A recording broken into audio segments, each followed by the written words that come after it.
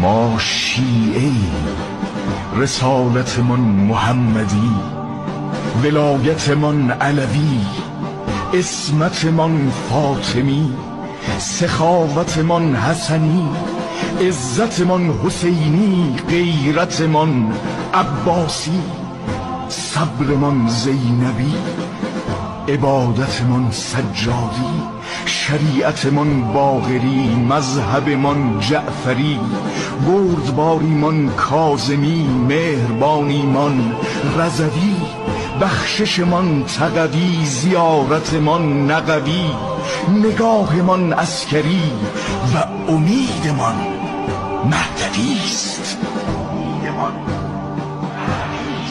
ما را از چه می‌ترسانید؟